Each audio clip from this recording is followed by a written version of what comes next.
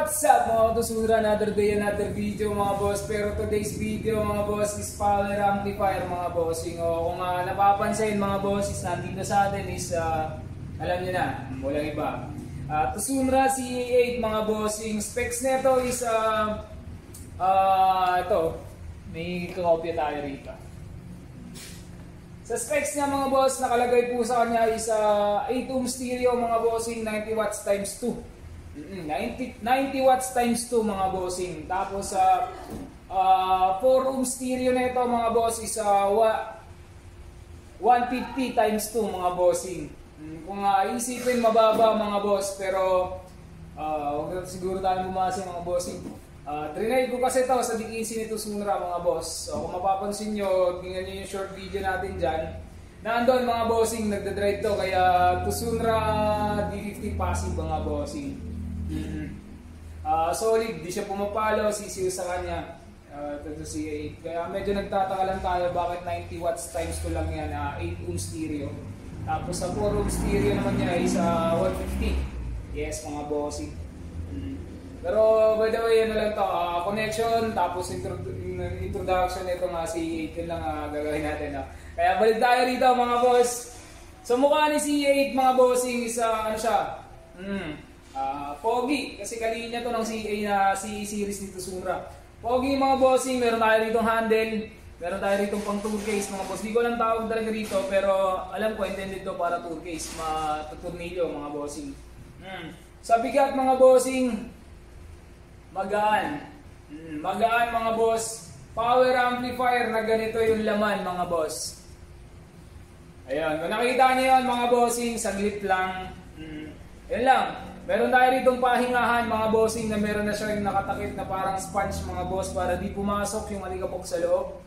Oo, yung dito sa harap. Switch niya na on and off is pindutan mga boss, pero hindi siya push button. Pindutan lang. Pipindutin mo lang. Yung parang basta yun na yung switch ng parang ilaw. Yun lang mga boss. Ibig sabihin nito mga bossing, hindi to copper. Tsaka walang CA8 dito Sunra na alam ko copper, wala. Ito is SM, yung maliliit yung PSA. Yun yun. Tapos meron dito harap mga boss, dalawang volume. Pinaka-volume ng power amplifier, dalawa. Yan yun mga boss. Tapos Tusunra CA8. As usual, meron tayo ritong indicator, flip indicator, signal indicator, protect indicator or active indicator. Sa bawat channel yan mga bossing. Sa sidings mga boss, plain. Ayan, plain mga bossing. Na plain din sa taas. Sa ilalim is plain din. Nandyan yung transformer niyan. Yun lang yung sidings niya. Sa likod, yun. Sa likod mga boss, meron tayong banana plug intended.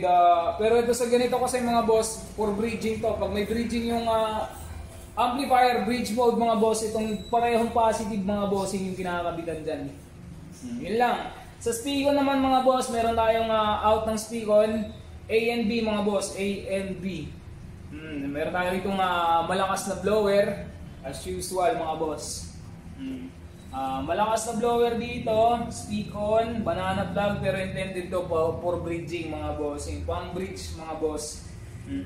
Tapos meron tayo rito mode selector sa power amplifier. Yung mode selector ng power amplifier, automatic nandyan yung stereo, parallel, tsaka bridge mode mga boss.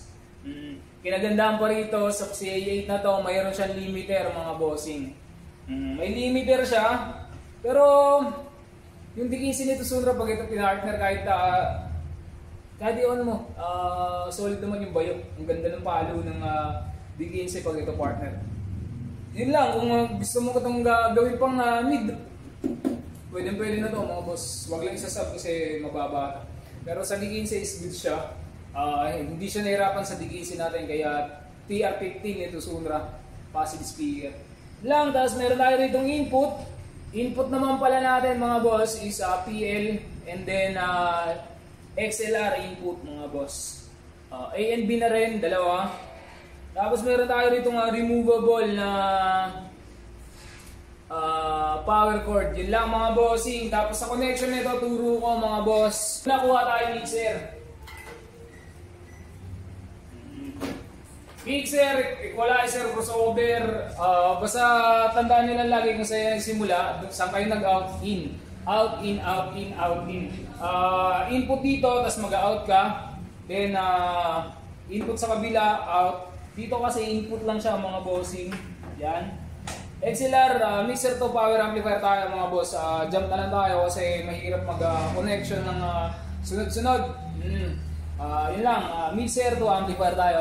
Mixer to amplifier. And then, pag ganyan na, lagay na namin yung speaker ngayon.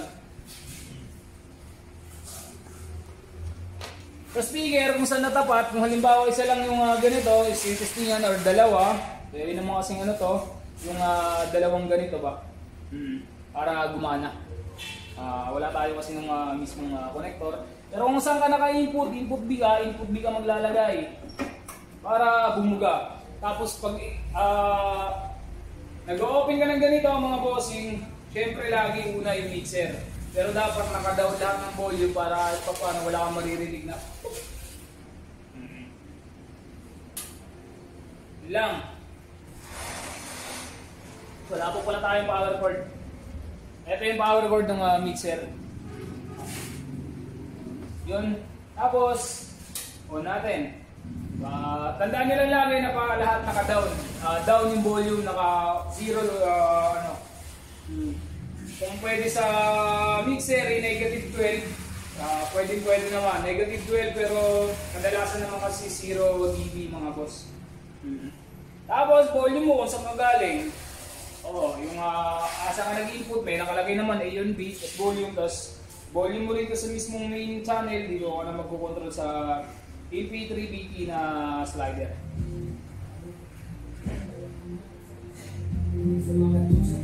Huwag yan. Ito.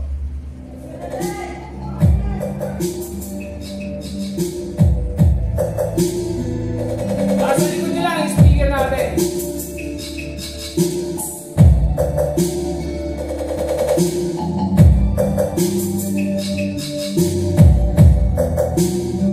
Yun lang mga bossing. Kung gusto mo ng ganitong video, huwag mo kalimutan mag-follow. Yun mga bossing, kita-kits next vid. Thank you.